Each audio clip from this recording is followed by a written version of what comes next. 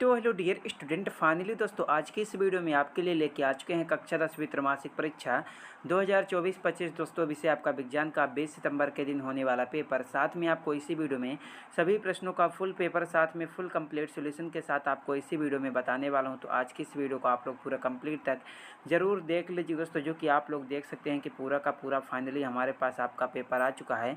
तो चलिए अपने समय को बर्बाद ना करते हुए आपके इस क्वेश्चन पेपर के सभी प्रश्नों को फटाफट से सॉल्व करके देख लेते हैं। तो दोस्तों आप लोग देख सकते हैं पेपर आपका कक्षा 10वीं त्रैमासिक परीक्षा 2024-25 कक्षा 10वीं विषय विज्ञान का पेपर है। पेपर आपका 75 नंबर का आएगा।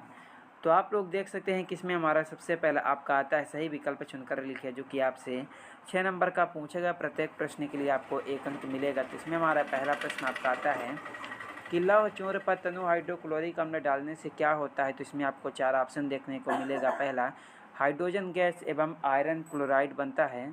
2 में आता है दोस्तों क्लोरीन गैस एवं आयरन हाइड्रोक्साइड बनता है।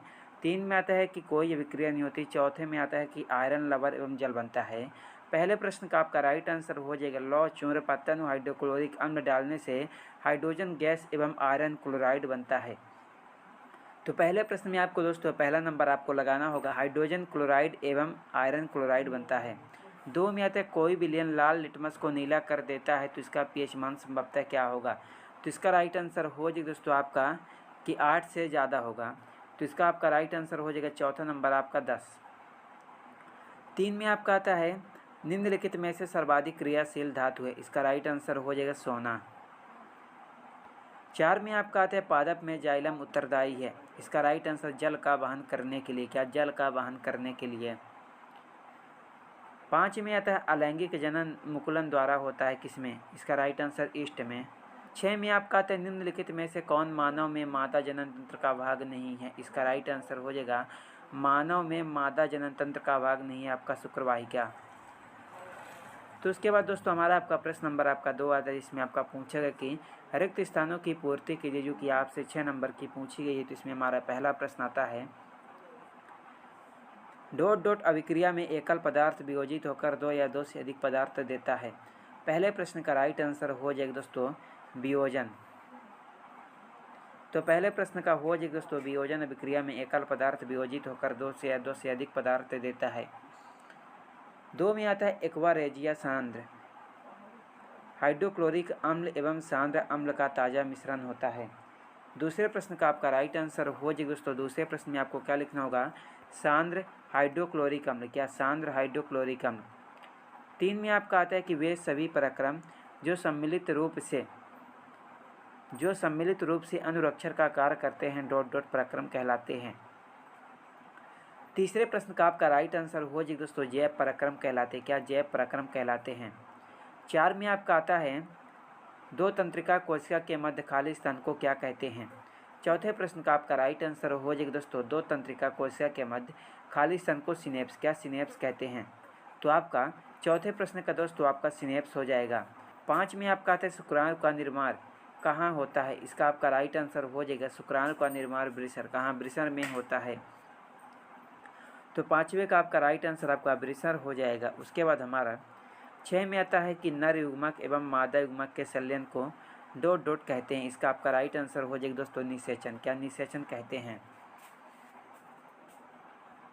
तो उसके बाद हमारा प्रश्न नंबर आपका 3 आता है, जिसमें आपका पूछेगा कि सत्य असत्य लिखा, जो कि आपसे 6 नंबर का पूछेगा। प्रत्येक प्रश्न के लिए आपको 1 अंक मिलेगा। तो इसमें हमारा पहला प्रश्न आपका आता है वस्तुओं को हम प्रकाश की उपस्थिति में देख सकते हैं। पहला प्रश्न का राइट आंसर हो जाएगा आपका सत्य। 2 में आपका आता है समतल दर्पण में प्रतिबिंब वस्तु से छोटा परंतु उल्टा बनता है। दूसरे का आपका राइट आंसर हो जाएगा असत्य। 3 में आपका आता है गोली दर्पण की फोकस दूरी उसकी वक्रता त्रिज्या की दुगुनी होती है। तीसरे प्रश्न का आपका राइट आंसर हो जाएगा असत्य। 4 में आता है आकस्मिक पर्यावरणीय संवेदना की तुरंत प्रतिक्रिया प्रतिवर्ती क्रिया कहलाती है। इसका राइट आंसर हो जाएगा आपका सत्य। 4 में आपका आता है दोस्तों संवेदी न्यूरॉन मेरुरज्जु से आवेग को पेशियों तक पहुंचाती है। इसका आपका राइट आंसर हो जाएगा आपका सत्य। 6 में आपका आता है आपतन कोण का मान सदैव परिवर्तन कोण के बराबर होता है। इसका आपका राइट आंसर सत्य। तो दोस्तों आप लोग इन सभी प्रश्नों को आप लोग अच्छी तरह से याद करके कॉपी पर सॉल्व ज़रूर कर लीजिएगा। और अगर कहीं पर भी आपको डाउट होगा तो कमेंट बॉक्स पे कमेंट ज़रूर कीजिएगा। पीडीएफ के लिए दोस्तों टेलीग्राम चैनल को ज़रूर ज्वाइन कर लीजिएगा, तो उसका लिंक आपको वीडियो के डिस्क्रिप्शन पर आपको मिल जाएगा। तो उसके बाद हमारा प्रश्न नंबर आपका 4 में आता है, सही जोड़ी बनाकर लिखे, जो कि आपसे 6 नंबर की पूछी गई। तो इसमें हमारा पहला प्रश्न आपका आता है प्राकृतिक स्पेक्ट्रम। तो पहले प्रश्न का राइट आंसर हो जाएगा आपका, तो पहले को हो जाएगा दोस्तों आपका 5वां नंबर इंद्रधनुष। 2 में आता है उत्तर लेंस, इसका राइट आंसर हो जाएगा बीच में मोटा तथा किनारों पर पतला। 3 में आता है तारों का टिमटिमाना। तीसरे प्रश्न का आपका राइट आंसर हो जाएगा दोस्तों आपका,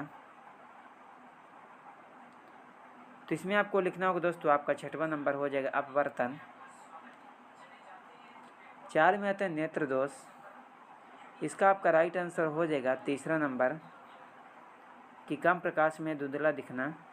5 में आता है टिंडल प्रभाव हो जाएगा, तो इसमें आपको लिखना होगा चौथा नंबर घने जंगल के बीतान से सूर्य प्रकाश का गुजरना। 6 में आता है डाईऑप्टर, इसका राइट आंसर लेंस की क्षमता। तो उसके बाद आपका प्रश्न नंबर आपका 5 में आता है निम्नलिखित प्रश्नों का उत्तर आपको एक शब्द एक वाक्य में देना है, जो कि आपका 6 नंबर का ये भी पूछा गया है।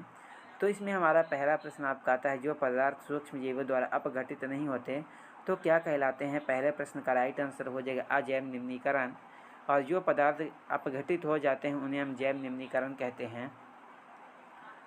2 में आता है किन्हीं 2 अपशिष्ट पदार्थों का नाम लिखे। तो सबसे पहले आपको लिखना होगा अपशिष्ट पदार्थ वे पदार्थ होते हैं जिनका कोई उपयोग नहीं होता, तो जैसा कि दोस्तों गंदा पानी। तो उसके बाद आपका दोस्तों 3 में आता है CFC का पूरा नाम लिखिए। इसका आपका राइट आंसर हो जाएगा C का मतलब क्लोरो, F का मतलब फ्लोरो, C का मतलब कार्बन। तो इसका पूरा नाम हो जाएगा क्लोरोफ्लोरोकार्बन। 4 में आता है संपूर्ण विश्व में मनुष्य के क्रियाकलापों से वातावरण का तापमान बढ़ने की घटना क्या कहलाती है। इसका आपका राइट आंसर, तो चौथे में आपको लिखना होगा ग्लोबल वार्मिंग। 5 में आपका आता है किसी खाद्य श्रृंखला का आरेख बनाएं। तो आरेख बनाएं। 6 में आपका आता है जो पदार्थ सूक्ष्म जीवों द्वारा अपघटित होते हैं वे क्या कहलाते हैं। इसका राइट आंसर हो जाएगा जैव निम्नीकरण। तो दोस्तों आपके प्रश्न नंबर आपका 1 से लेकर के 5 तक के सभी प्रश्न सॉल्व हो चुके हैं। तो आई होप आप लोगों ने सभी प्रश्नों को सॉल्व करके याद भी कर लिए होंगे दोस्तों। एंड उसके बाद आपका आता है प्रश्न नंबर 6, जिसमें आपका पूछेगा कि एक गोली दर्पण की वक्रता त्रिज्या 20 सेंटीमीटर है, तो इसकी फोकस दूरी 20 सेंटीमीटर है, तो इसकी फोकस दूरी क्या होगी। तो इसका राइट आंसर हो जाएगा दोस्तों आपका, इसका फोकस दूरी हो जाएगा F बराबर R/2। तो इसमें हो जाएगा दोस्तों 20/2 बराबर हो जाएगा 10। तो इसकी फोकस दूरी हो जाएगी आपका 10 सेंटीमीटर। 2 में आता है कि वर्म विक्षेपण किसे कहते हैं। उसके बाद आपका 8 में आता है ग्लोबल वार्मिंग के कोई 2 कारण। उसके बाद 9, उसके बाद 10, उसके बाद 11। 11 में आपका आता है उदासीनीकरण विक्रिया को उदाहरण से समझाइए। उसके बाद 12, 13, 14, उसके बाद 15, 16, 17, उसके बाद 18, उसके बाद 19, 20, 21, 22, 23। तो आपके क्वेश्चन पेपर में टोटल 23 प्रश्न पूछे गए हैं। तो आई होप आप लोगों ने सभी प्रश्नों को याद भी कर लिए होंगे। चलिए मिलते हैं किसी अगले वीडियो में। जो भी प्रश्न आपके छूट गए हैं इसका उत्तर आपको नेक्स्ट पार्ट में मिलेगा।